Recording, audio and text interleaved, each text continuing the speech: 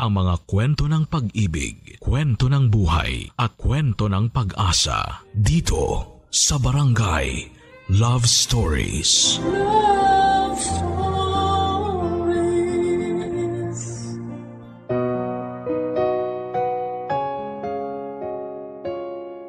Lahat ng kasiyahan na nararamdaman natin ay may pinanggagalingan. May iba na sumasaya sa bawat accomplishment na nagagawa nila sa kanilang buhay. Meron namang masaya na nagagawa nila ang gusto nila. Pero para sa kabarangay natin na si Geraldo, ang pinagmumulan ng kanyang kasiyahan ay ang makitang kumpleto ang kanyang pamilya. Hanggang saan kaya ang kayang isakripisyo ni Geraldo para lang mapanatiling buo ang kanyang pamilya? Ito ang sabay-sabay nating alamin dito lamang sa mga kwento ng pag-ibig, buhay at pag-asa sa nangungunang Barangay Love Stories. Dear Papa Dudut, kumusta po kayo? Sana ay palagi kayong nasa mabuting kalagayan para mas marami pa kayong may bahaging kwento sa mga Pilipino. Nagsimula ang pagiging adik ko sa inyong programa noong pandemic.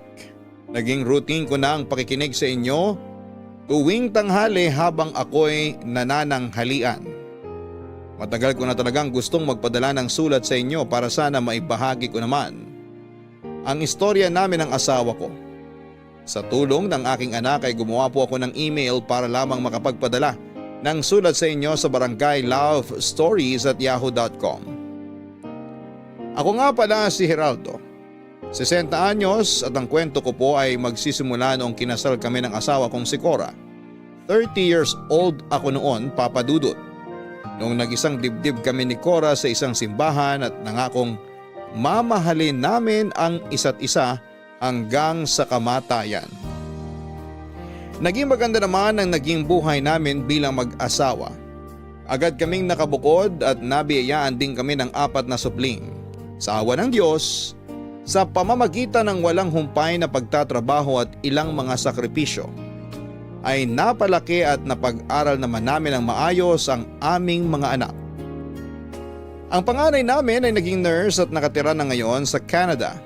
Doon na rin siya bumuo ng pamilya. Nakapangasawa siya ng kapwa nurse niya roon na isa ring Pilipino. Ang pangalawa ay bumuo ng pamilya sa Cebu. Ang pangatlo naman naming anak ay nakatira sa sarili nitong apartment sa Taguig at nagtatrabaho bilang call center agent. Ang bunso naming si Trina na isang local health officer ang tanging natira sa amin na siyang araw-araw naming nakakasama sa bahay, Papa Dudut.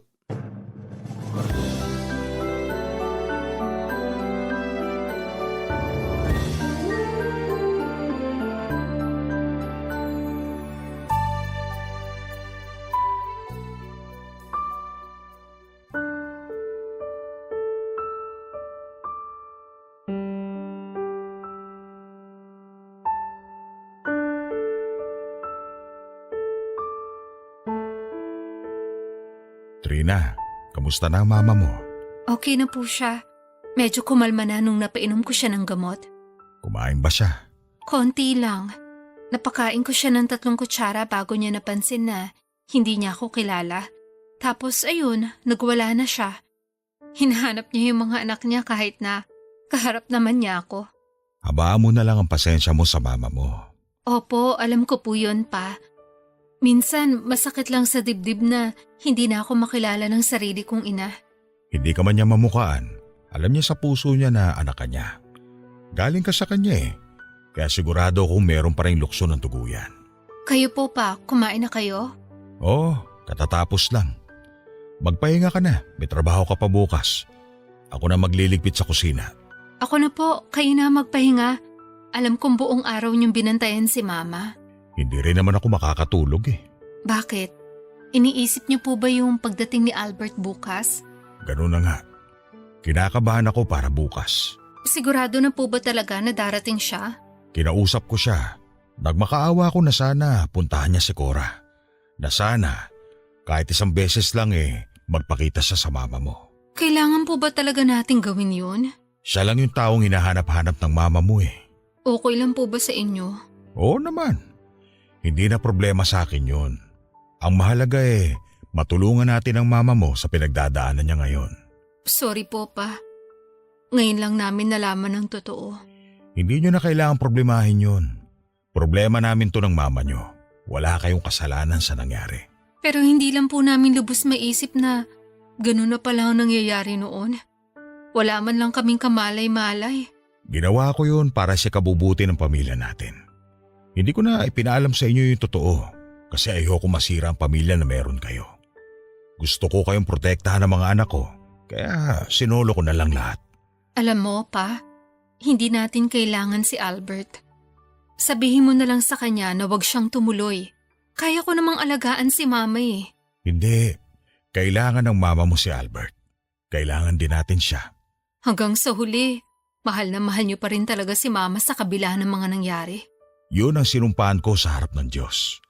Nangako ko sa may kapal na aalagaan, mamahalin at babantayan ko si Cora sa hirap man o ginawa.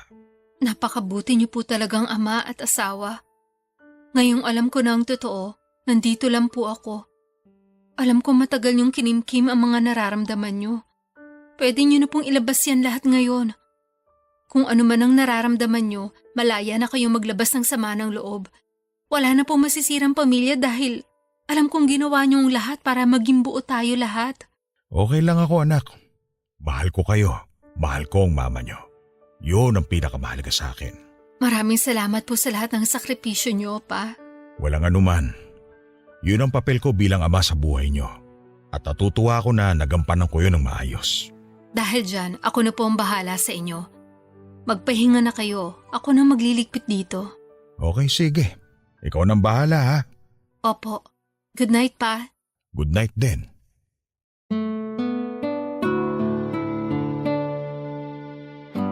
Papadudot 1991 noong una kong nakilala si Cora. Nagtatrabaho siya noon bilang parlolista samantalang ako ay isa namang karpentero. Sinamahan ko lang noon ang kapatid ko na magpagupit sa isang bagong bukas na parlor sa amin. Doon ko unang nasilayan si Cora. Hinding-hindi ko makakalimutan ang suot niya noong malaking pantalon at puting-puting pangitaas na walang manggas at hapit na hapit sa katawan niya. Puro nakaw tingin ang ginawa ko noon kay Cora habang ginugupitan niya ang kapatid ko. Paano hindi ako mapapasulyap napakaganda ng mukha ni Cora noong kabataan niya. Para siyang pinamorenang Jacqueline Jose noon. Matangos ang ilong at may dimple pa siya sa kanang pisngi. Pakiramdam ko noon ay nahulog kaagad ang loob ko sa kanya. Ilang araw na hindi naalis sa isipan ko si Cora hanggang sa naisipan kong bumalik ulit sa parlor nila para masilayan lamang siya. Kahit medyo malayo ay binabalik-balikan ko noon ang lugar kung saan nagtatrabaho si Cora para lang muling mapagmasdan ang mukha niya. Gusto ko sanang makipagkaibigan sa kanya noon pero tuwing dumarating ako sa parlor nila ay bigla na lamang akong inuunahan ng hiya. Ilang beses akong nagpabalik-balik sa parlor na yon pero hanggang sa labas lamang ako dahil nahihiya akong makipag-usap sa kanya. Papadudot hanggang sa napansin ni Cora ang madalas kong pagbalik sa parlor nila. Siya na mismo ang lumabas at nakipag-usap sa akin noon, Papadudot.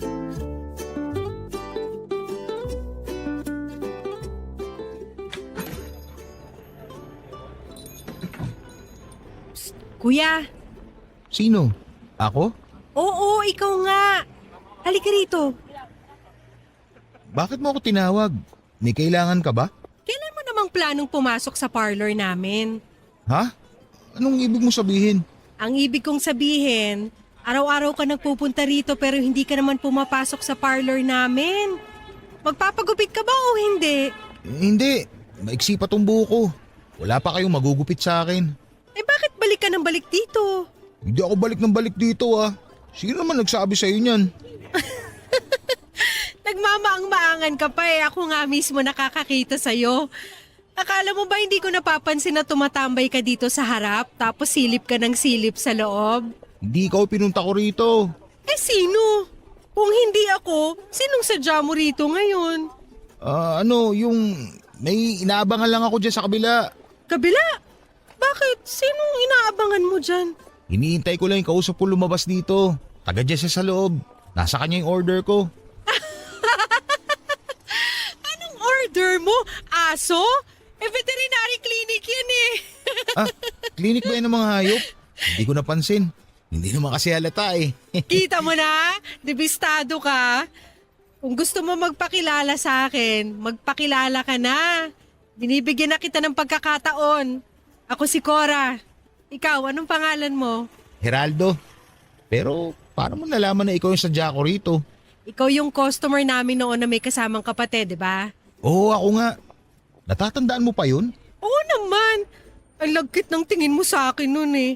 Kahit nakatalikod ka, kitang-kita ka sa salamin na nakatingin sa akin. Masyado ba akong halata? Oo, sobrang halata mo nung araw na yun. Tapos makaraan lang ang ilang araw bumalik ka ulit. Tumambay ka rito sa labas ng 10 minutes tapos umalis ka. Kinabukasan bumalik ka ulit. Akala ko nga papasok ka na sa parlor pero urong-sulong ka naman. Kaya ngayon nakita na kita, ako na mismo ang lumabas para sa'yo. Pasensya ka na. Nahihiya kasi ako eh. Bakit ka naman mahihiya? Ganun talaga ako kapag crush ko yung tao eh. Nauunahan ako ng hiya. Ngayon nga eh, ang lakas ng kabog ng dibdib ko. Paano ka magkakaroon ng girlfriend niyan kung takot ka makipagkilala? Hindi naman ako naghahanap ng girlfriend. Kaibigan. Gusto ko lang makipagkaibigan. Ayaw mo ng girlfriend? Oo, sige di, kaibigan. Kung kaibigan ang gusto mo. Pero, pwede ba yun? Pwede ba ang alin? Ikaw, pwede ba na maging girlfriend kita? Wala ka bang boyfriend ngayon? Wala akong boyfriend at kung tinatanong mo kung pwede akong ligawan, pwedeng pwede. Ang tanong, marunong ka bang manligaw? Oo naman. Ibig sabihin, pwede nga. Pwede kitang ligawan? Sige, subukan mo. Malay natin kung saan mapunta tong pagkikita natin ngayon. Sige, gagawin ko yan. Susubukan ko. Kakaiba ka ha? Sige na, papasok na ako sa loob. Marami pa akong customer. Pwede ba kitang balikan bukas? Depende. Kung kaya mo nang lumapit ng hindi kinakabahan. Hindi na ako kakabahan ngayong magkakilala na tayo. O sige, bumalik ka bukas. Kain tayo sa labas. Anong oras ba lunch break nyo? Depende sa customer pero agahan mo na lang. Minsan kapag walang tao, maaga kaming kumakain ng tanghalian. Minsan naman inaabot ng 1:00 bago kami makakain. Sige, kaya ko naman magantay. Bahala ka. Pasok na ako ha.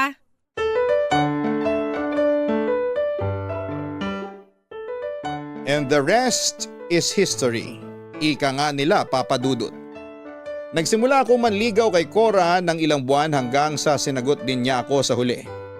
Matapos ang 3 taon namin bilang magkasintahan ay hiningi ko na ang palad niya para pakasalan ako. Nang mga panahong yon ay ako na yata ang pinakamasayang lalaki sa buong mundo. Dahil sa wakas ay naabot ko na ang matagal ko nang pinapangarap. Bumuo kami ng sariling buhay ni Cora at aaminin ko na hindi perpekto ang naging relasyon namin bilang mag-asawa. Normal lang naman sa mag-asawa ang magkaroon ng sari-saring problema. Para sa akin ay natural lang na may mga araw na hindi kami nagkakaintindihan. Pinagdaanan na namin ang kung anumang problema na maaaring ibato sa amin ng mundo. Mula sa pera at mga bayarin sa bahay, bisyo, mga biyanan at maging mga pagpapalaki sa mga anak namin ay minsan na naming napag-awayan. Pero kahit na ganoon ay nanatili pa rin namang matatag ang relasyon namin ni Cora sa mga sumunod na taon. Dahil sa uli mas pinili naming intindihin at patawarin ang isa't isa. Akala ko noon kahit na anong pagsubok man na dumating sa amin ay kayang-kaya namin itong harapin. Basta magkasanggalang kami ni Cora sa bawat problemang pinagdadaanan namin. Pero nagkamali pala ako, Papa Dudut, dahil isang bagay ang ginawa ni Cora kung saan ako lang mag-isang humarap sa pagsubok sa aming pagsasama.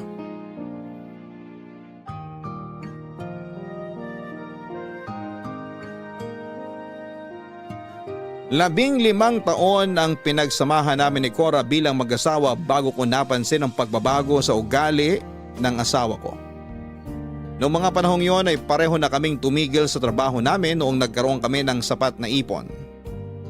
Ang perang napag-ipunan namin sa tulong ng ilang loans ay ginamit para makapagpatayo kami ng sarili naming LPG shop. Yon ang naisip naming negosyo para magkaroon kami ng araw-araw na kita, Papa Dudut. Ako ang namahala sa negosyo namin samantalang naging stay-at-home mom naman si Cora.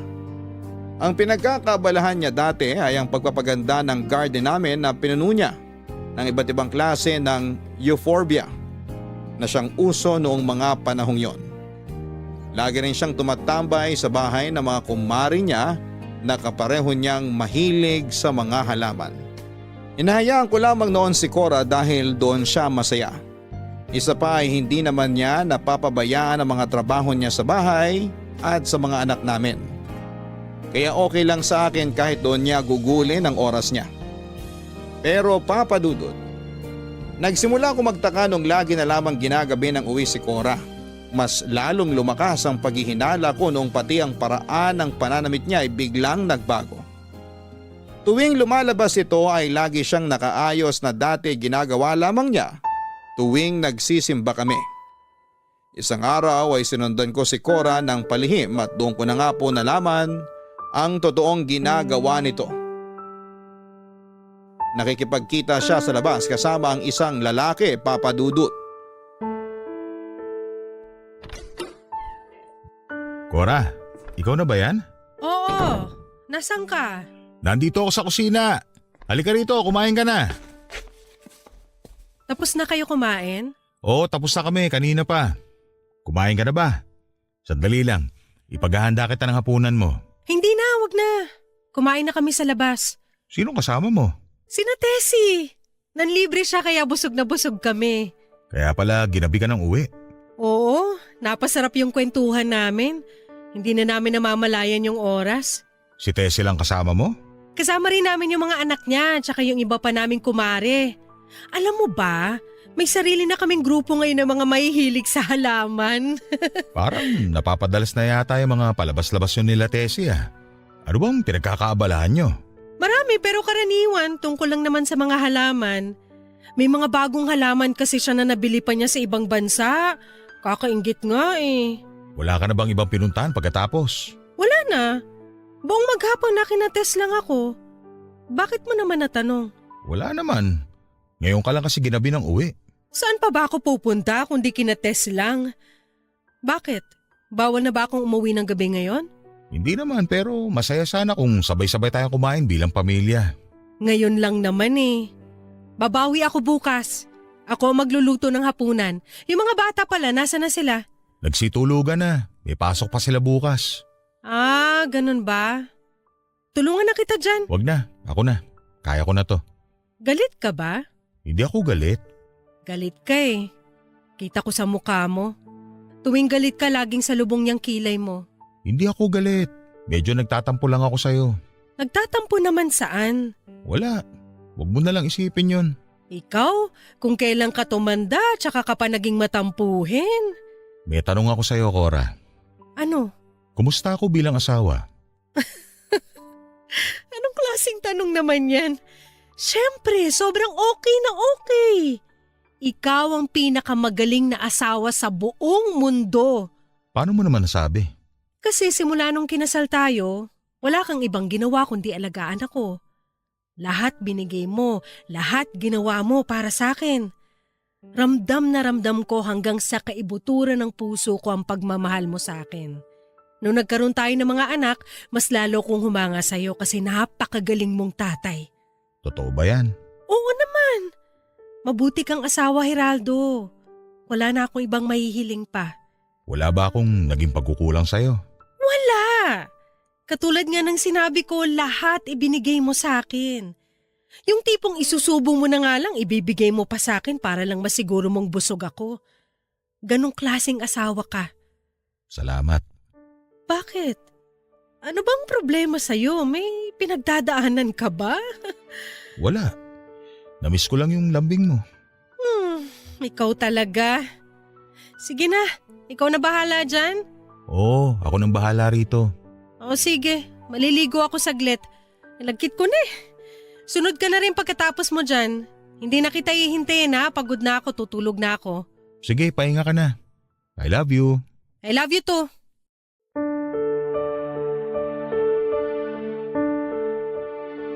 Durog na durog ang puso ko ng gabing yon, Papa Dudut.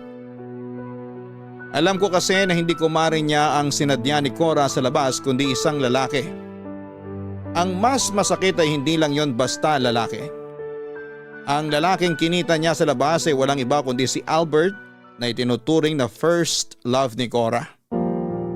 Minsan na naming napag-usapan ang tungkol sa mga first love namin noong nagde-date pa lamang kami at sa katunayan, nagparamdam nga ulit si Albert noon habang nagde-date pa lamang kami ni Cora kaya pamilyar na siya sa akin. Si Albert ang kauna-unahang boyfriend ni Cora. Nagkakilala sila noong nag-aaral pa lamang sila sa kolehiyo. Naging magkasintahan sila, tumagal ang relasyon nila ng mahigit 2 taon. Nagkahiwalay sila bago pa man sila makapagtapos dahil kinailangang lumipat ng tirahan ni Albert matapos mamatay ang tatay nito. Pagkatapos ng ilang taon ay muling nagkita ang dalawa at sinubukan ulit nilang pumasok sa isang relasyon. Tumagal sila ng 1 taon hanggang sa napagtanto nilang dalawa na magkaiba na ang priorities nila sa buhay. Hindi na sila noon nagkakasundo sa direksyon na kanilang tinatahak. Kaya napagdesisyonan nilang pareho na maghiwalay na lamang at manatiling magkaibigan, Papa Dudut.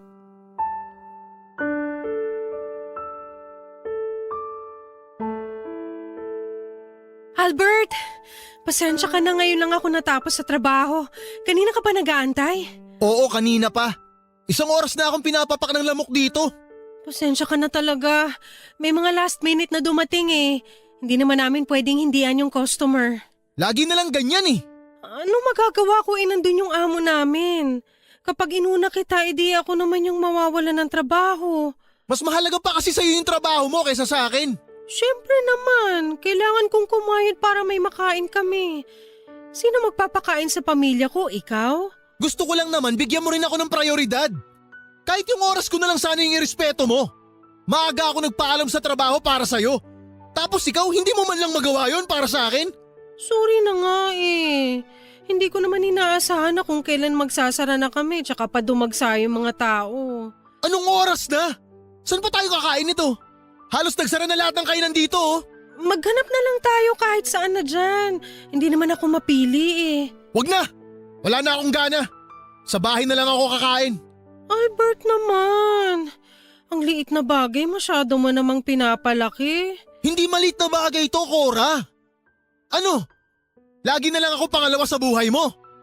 Kailan mo ako uunahin? Matalino naman ang pagkakakilala ko sa'yo. Pero bakit parang hirap kang intindihin ako? Ikaw ang hindi makaintindi sa akin eh. 1 taon na tayo pero pakiramdam ko, wala man lang pagbabago sa relasyon natin. Lagi ka na lang busy. Lagi ka na lang may ginagawa. Lagi ka na lang may ibang inuuna. Paano naman ako? Naku naman, mag-aaway na naman ba tayo? Pagod ako sa trabaho, Albert. Pagod ako tsaka gutom na kaya wala akong lakas para makipagtalo sa'yo ngayon. Ako rin pagod na. Ano? Uuwi na lang tayo? Ang haba ng binyahe ko papunta rito tapos wala naman pala tayong gagawin. Narinig mo ba yung sinabi ko? Pagod na ako, Cora. Ako rin naman pagod eh. Pareho lang tayong pagod kaya pwede ba wag na muna tayong mag-away? Pagod na ako sa relasyong to. Ha? Anong sabi mo? Bingi ka ba? Ang sabi ko, pagod na ako sa relasyong to. Pagod na ako sa pagbubuhat sa relasyong to. Ako lang naman yung nag-aalaga sa kung anong meron tayo ngayon eh. Ikaw parang wala ka lang pakialam sa relasyon natin. Hindi totoo yan. Saan ang gagaling yung mga sinasabi mo? Albert, mahal kita kaya wag mong isipin na wala akong paki sa relasyon natin. Mas maganda sigurong tapusin na natin to. Albert, wag ka namang ganyan. Ang tagal kong hinintay tong panahon na to, Cora.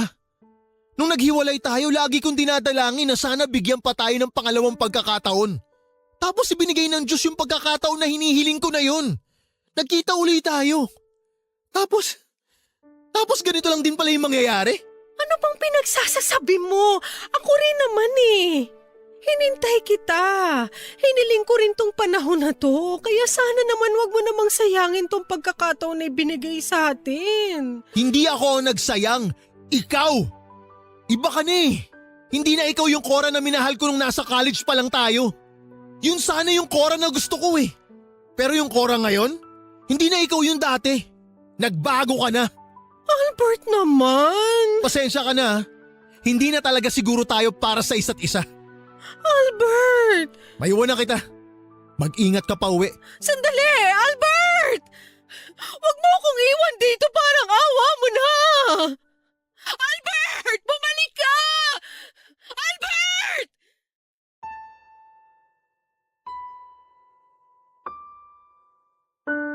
Sa mga sumunod na taon ay nanatili pa rin naman ang komunikasyon ni Cora at Albert bilang magkaibigan. Hanggang sa unti-unti na lamang silang nagkalimutan. Ilang taon matapos ang naging hiwalayan nila ay saka naman ako pumasok sa buhay ni Cora. Papadudot masakit para sa akin na malamang nagkikita na naman ulit ang dalawa. Para bang nagkaroon ako ng tinik sa puso ko. Na tuwing naaalala ko ang araw kung kailan nahuli ko silang magkasama ay para itong paulit-ulit na tinutusok. Pero kahit na ganoon ay hindi ako nagsalita, papadudot. Sinolo ko ang mga nalaman ko at hindi ko kinompronta si Cora. Hinayaan ko lamang siya sa mga paglabas-labas niya ng bahay kahit na ang lagi nitong paalam sa akin ay tatambay siya sa bahay ng kanyang mga kumare. Nag-focus na lamang ako sa pagbabantay ng LPG shop namin para mawala na sa isipan ko ang sakit na pinagdadaanan ko. Kahit paano ay pansamantalang nagagalak ang puso ko tuwing nakikita ko ang mga anak ko noon na laging nag-e-excel sa kanilang mga paaralan. Ibig lang sabihin noon ay hindi kami nagkulang ni Cora sa pag-aalaga at pagpapalaki sa kanila. Papadudot kung tatanungin ninyo ako kung bakit wala akong ginawa tungkol sa pagtataksil ng aking asawa, ang sagot ko ay simple lang. Natatakot kasi ako noon na kumprontahin si Cora dahil baka masira ang aming pamilya. Masaya na kami noon. Nasa tahimik na ang pamilya namin. Kapag ginulo ko ito ay lalala lamang ang sitwasyon. Kaya minabuti kong itago na lamang ang mga nalalaman ko.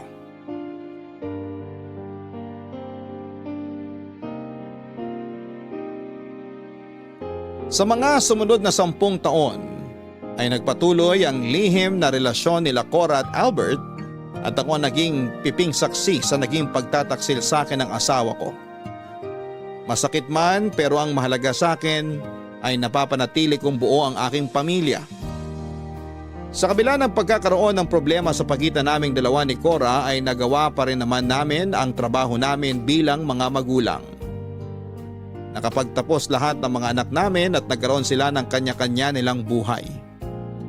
Hanggang sa dumating ang araw kung saan ay bigla na lamang nagbago si Cora. Kung dati kahit na may relasyon siya kay Albert ay nananatili pa rin siyang sweet sa akin. Ramdam ko pa rin ang pagmamahal at pag-aalaga niya.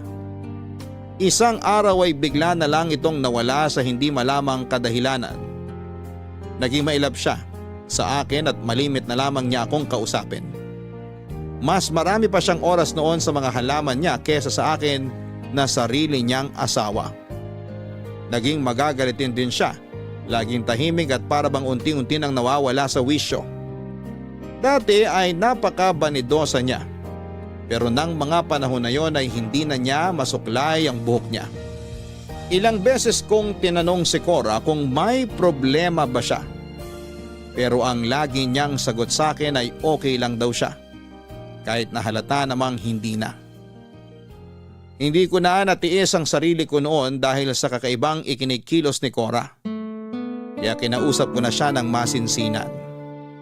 Doon na niya inamin sa akin ang katotohanan.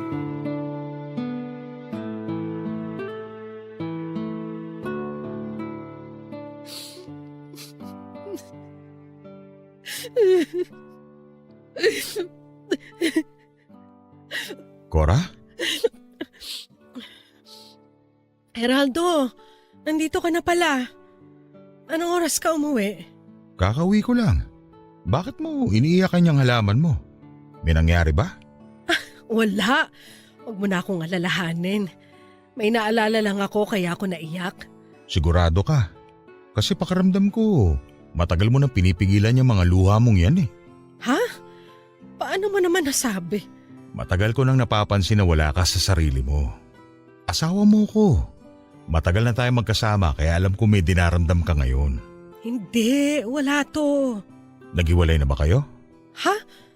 Sino? Ni Albert. Naghiwalay na ba kayo kaya ka umiiyak ngayon? Siya yung iniiyakan mo, hindi ba? Geraldo? Alam mo? Oo, matagal na. Huwag ka mag-alala.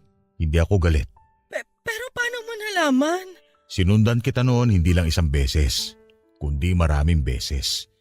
Kasi kailangan kong kumpirmahin kung talaga bang nagkikita nga kayo ni Albert noong mga panahon na yon. Tapos ayun, nakumpirma ko nga. Bakit hindi ka nagsabi? Bakit hindi ka nagalit? Bakit hindi mo ko pinigilan? Kasi alam ko namang wala akong laban eh. Para saan pa? Para masira yung pamilya natin. Ayoko mangyari yun, Cora. Geraldo! Mahal kita. At kung kay Albert ka magiging masaya, susuportahan kita. Ang mahalaga lang naman sa akin eh, kami pa rin ang inuuwian mo gabi-gabi. Pero niloko kita. Bakit parang wala lang sa'yo? Wala nang kaso sa akin yun. Masaya pa rin naman ako eh. Masaya ako na nakakatabi pa rin kitang matulog. Masaya ako na ikaw pa rin ang nagluluto para sa amin. Ayos na sa akin yung buo pa rin tayo hanggang ngayon. Sorry, Geraldo. Sana mapatawad mo ko sa nagawa ko. 10 taon. Nandito pa rin naman ako, hindi ba? Ibig sabihin nun, napatawad na kita. Matagal na. Pasensya ka na talaga. Huwag mo nang isipin yun. Nandito ko ngayon para makinig sa'yo. Ano nangyari? Bakit mo siya iniiyakan? Totoo ba yung hinala ko na hiwalay na kayo? Oo.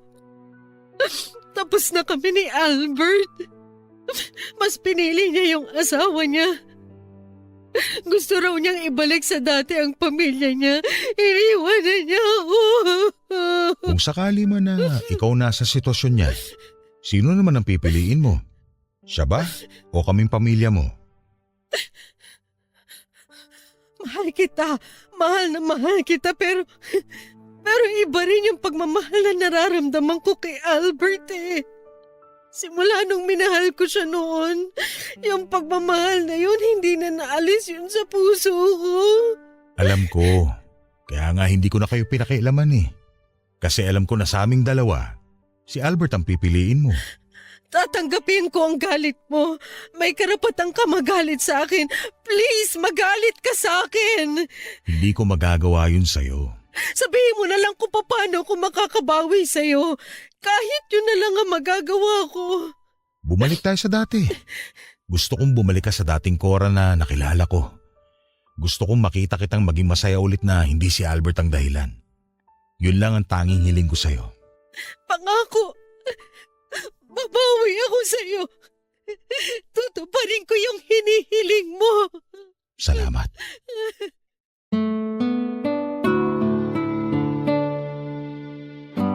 Hindi na muli pang nagkita sina Cora at Albert matapos noon.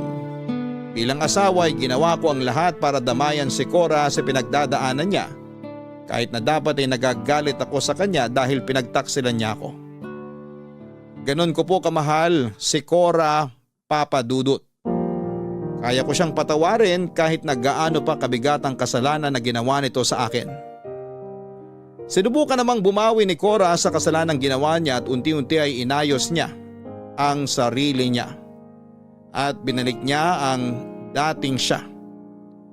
Naging maayos siyang ina at asawa. Nagpatuloy siyang gampanan ang trabaho niya sa pamilya namin at sobrang nagpapasalamat ako na sa wakas ay nakabalik din kami sa dating pagsasama na meron kami, Papa Dudut. Lumipas ang 2 taon ay nagsimula ng gumawa ng sarili nilang buhay ang mga anak namin.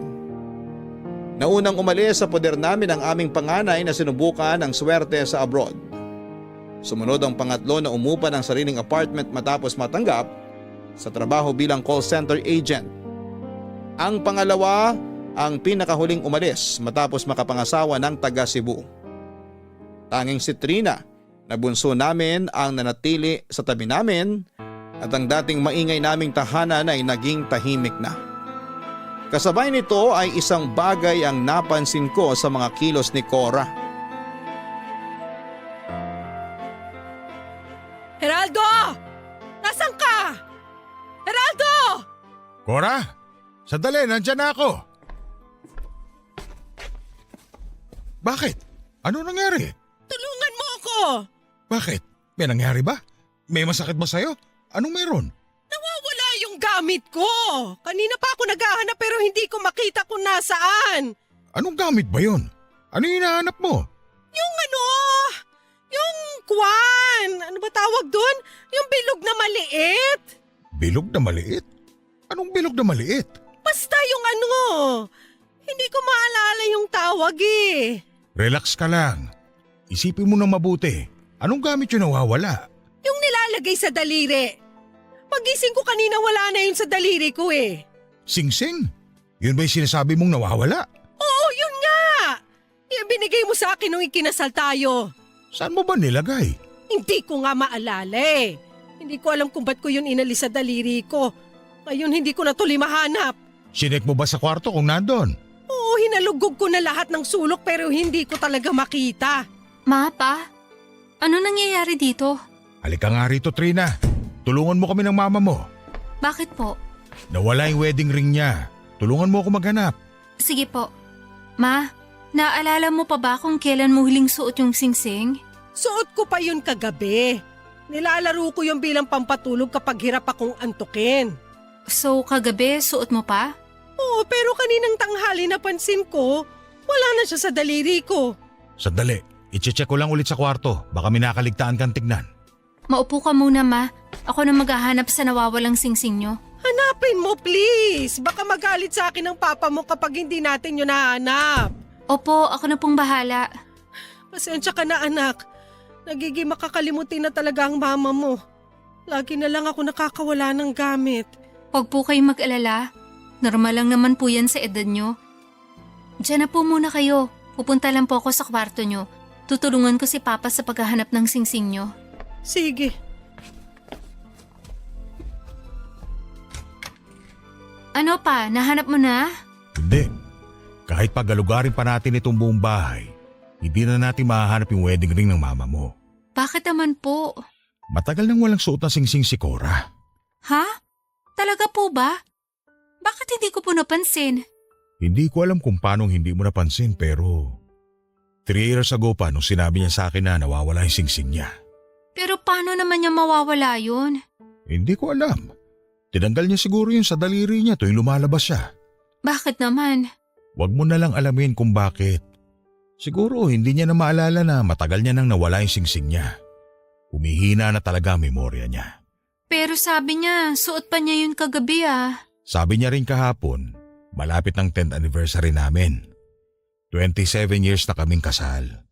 Humihina na ang memorya ng mama niyo, kaya intindihin niyo na lang siya. Halika, lumabas na tayo. Ako na magpapaliwanag sa mama mo na hindi natin makita yung singsing niya. Isa lang ito sa mga kakaibang ginagawa ni Cora. Palagi niyang nakakalimutan kung saan niya inilalapag ang mga gamit niya. Akala ko noon ay dahil lamang ito sa katandaan. Kakatungtong lang kasi niya noon sa edad na 60 kaya naisip ko na humihina na ang memorya niya. Pero sa mga sumunod na buwan ay mas lalong lumala pa ang pagiging makakalimutin ni Cora. Dumating sa puntong pati pangalan ko ay hirap na niyang alalahanin. Nung minsang nagluto siya ng ulam namin sa halip na toyo, ang ilagay niya sa adobo ay gatas ang inihalo nito sa niluluto niya. May mga araw naman na maayos niyang kinakausap ako pero kadalasan may mga pagkakataon na bigla-bigla na lamang siyang gumagawa ng mga bagay na malayo sa kanyang personalidad. Para ba siyang nasasaniban at kung ano-ano ang mga pinagsasasabi at pinaggagawa niya. Nung itinawag ko sa anak kong nurse ang nangyari kay Cora ay ibinili nito na ipatingin ko ang nanay nila sa espesyalista. Ang hinala ng anak ko ay baka meron ng demensya si Cora Noong ipatingin namin siya sa doktor ay doon na namin napag-alaman na ang mga nangyayari kay Cora ay sintomas na pala ng early onset Alzheimer's disease, Papa Dudut.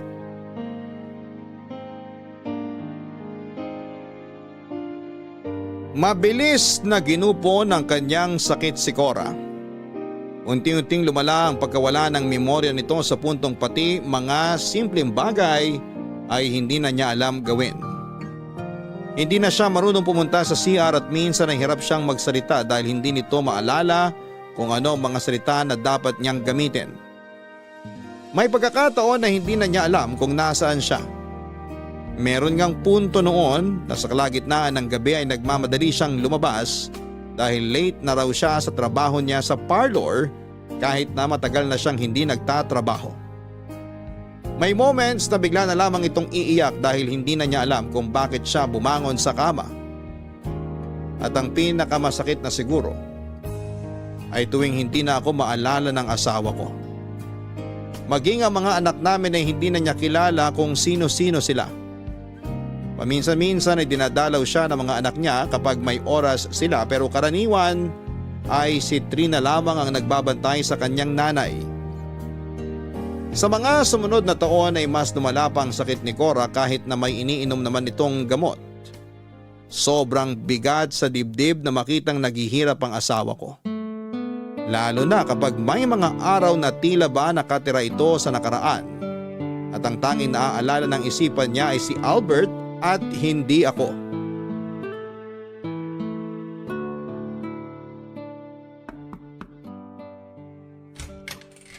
Cora, kumain ka na. Masarap tong ulam natin ngayon. Ang bango naman yan. Luto to ng anak mo, si Trina. Sadali lang, ayusin ko lang tong lamesa. Halika na, kumain ka na. Subuan na kita. O buka mo na yung bibig mo.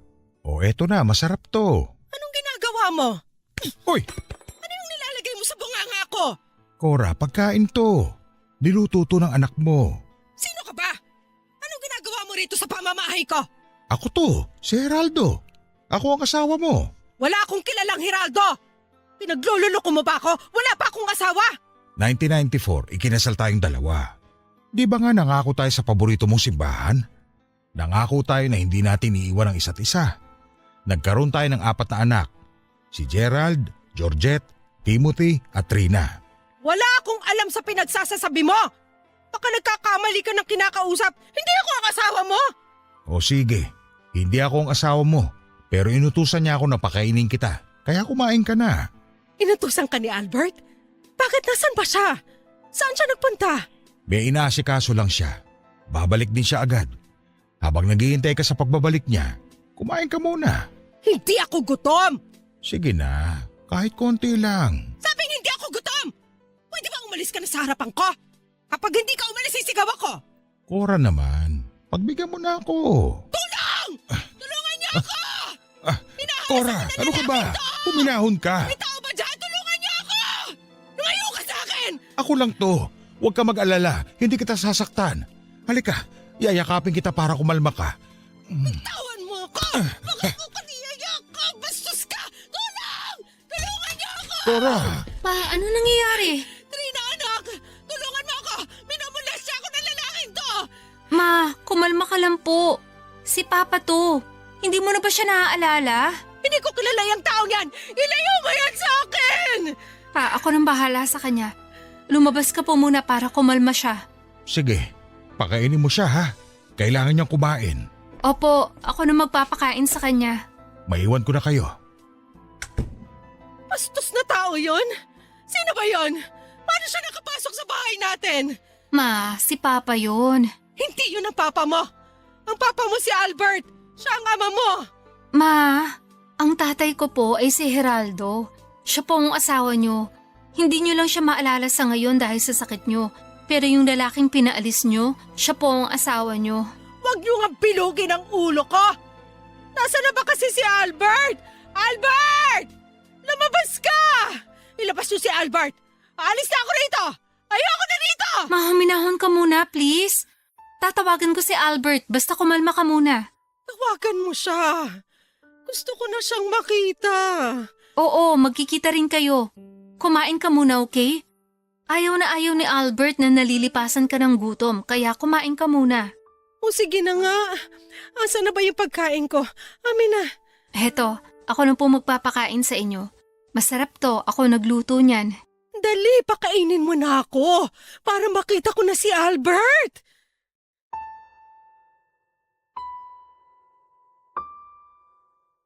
Tuwing nagtatantrum si Cora ay si Albert ang una nitong hinahanap.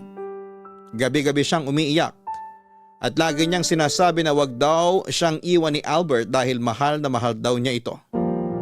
Paulit-ulit itong nangyayari at may isang gabi noon na inakala niyang ako si Albert. Sa maikling oras na yon ay saglit kong naramdaman ang pagmamahal sa akin ni Cora kahit na hindi naman para sa akin ang pagmamahal na yon. Bilang asawa ay mahirap na makita si Cora na laging malungkot. Kaya isang bagay ang naisip kong gawin. Pinuntahan ko si Albert para ipaalam sa kanya ang sitwasyon ni Cora at kung papaanong siya ang laging hinahanap nito. Nakisuyo ako sa kanya na kung maaari ay bisitahin niya si Cora kapag may oras siya nang sa ganon ay matuwa naman ang asawa ko. Nung una ay ayaw pa ni Albert na gawin ang hiling ko sa kanya. At naiintindihan ko yon dahil may sarili na siyang pamilya at may asawa rin siyang inaalagaan. Pero pumayag din siya nung mismong asawa na niya ang nagsabi na tulungan kami sa problema namin. Kaya naman papadudot nag-set kami ng araw kung kailan bibisita si Albert para naman kahit papaano ay mapawi ang lungkot na nararamdaman ng asawa ko.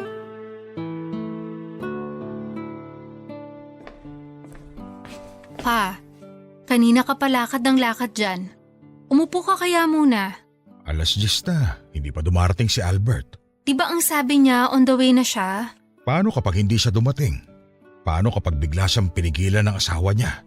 Nangako tayo sa mama mo na makikita niya ngayon si Albert. Pa, chill lang kayo. Huwag ka mag-alala, darating din yun.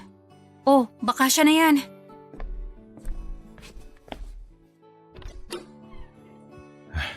Albert, akala ko hindi ka na darating.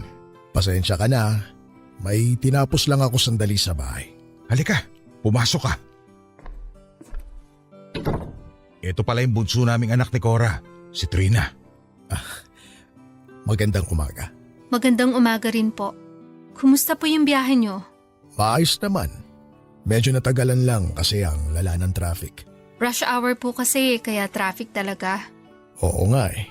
Dito tayo. Nandito sa kwarto si Cora. Kanina ka pa niya inaantay. Sige.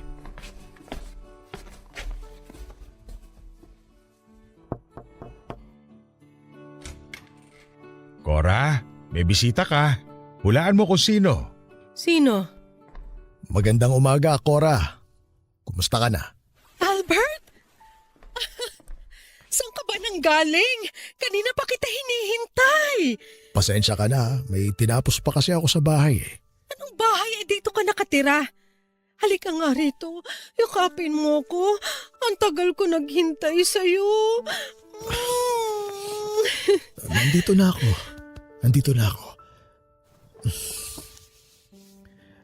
Ang payat mo ah. Hindi ka na yata kumakain eh. Nagda-diet ako para sa'yo. Alam kong mahilig ka sa mga babaeng balingkinita ng katawan, kaya syempre, hindi ako magpapatalo. Wala ka pa rin talagang ipinagbago. Palabiro ka pa rin. Yun ang nagustuhan mo sa akin eh. Maiwan ko muna kayo ah. Maghahanda lang ako na makakain. Sige, salamat.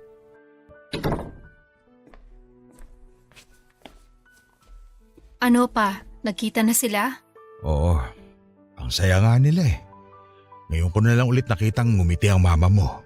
Okay ka lang po ba? Oo naman, okay lang ako. Masaya ako na napakinggan ko ulit yung tawa ng mama mo. Pa, pwede ba kitang mayakap? Oo naman, halika rito. Sorry po. Ba't ka nagsosorry? Para saan? Ako na pong humihingi ng tawad sa inyo sa nagawa ni Mama. Alam kong nasasaktan kayo ngayon. Maging ako rin, masakit sa akin na makita ko kayo nagkakaganito. Masakit sa akin na kailangan mong isakripisyo yung nararamdaman mo para lang mapasaya si Mama. Wala yun. Masaya ako na makita siyang masaya. Kahit sa piling ng iba. Oo, nakaya ko nga 10 taon eh. Ngayon pa kaya? Pa, pinapaiyak mo ko eh. Oo, huwag kang umiyak. Maiiyak din ako kapag ganyan ka. Naaawa kasi ako sa inyo eh. Ramdam ko yung sakit na nararamdaman mo ngayon. Huwag mo nang isipin yon. Alam mo kung anong magandang gawin? Tulungan mo na lang ako. Maghahanda tayo ng merienda para sa bisita natin. Sige po, pero pa sandali lang. Oh, bakit? Gusto ko lang pong sabihin sa inyo na super duper proud ako sa inyo. Proud ako na naging tatay ko kayo. Proud ako na naging matibay ka sa kabila ng mga nangyayari para lang mapanatiling buong pamilya natin. I love you, Pa. Lagi mo yung tatandaan. Maraming salamat, anak.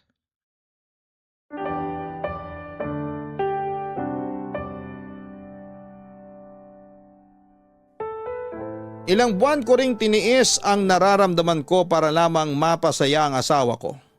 Tuwing kailangan ni Cora si Albert ay tinatawagan ko si Albert para samahan niya ang asawa ko kahit saglit lang. Nahihiya na nga noon sa akin si Albert dahil sa nangyayari pero walang kaso yon sa akin dahil ako mismo ang may gusto noon. Mas maganda nang maramdaman ni Cora na hindi siya nag-iisa sa laban niya sa Alzheimer's. Sa parehong pagkakataon ay nagkaroon din kami ni Albert ng oras na mag-usap ng masinsinan. Doon ay humingi siya ng tawad sa akin dahil sa pagtataksil na ginawa nila noon ni Cora. Sa totoo lang ay matagal ko nang pinatawad sina Albert at Cora. Papa Dudut, January ng taong ito ay tuluyan nang namaalam si Cora. Hirap na siya noong lumunok ng pagkain at uminom ng tubig. Namayat siya at nagkaroon ng impeksyon sa baga na siyang kinamatay ni Cora. Hanggang ngayon ay nagluluksa pa rin ako sa pagkawala ng asawa ko. Tanging ang programa ninyo na lamang ang nakakasama ko sa pang-araw-araw. Tuwing binabalot ako ng lumbay at mag-isang nakaupo sa bahay, Papa Dudut.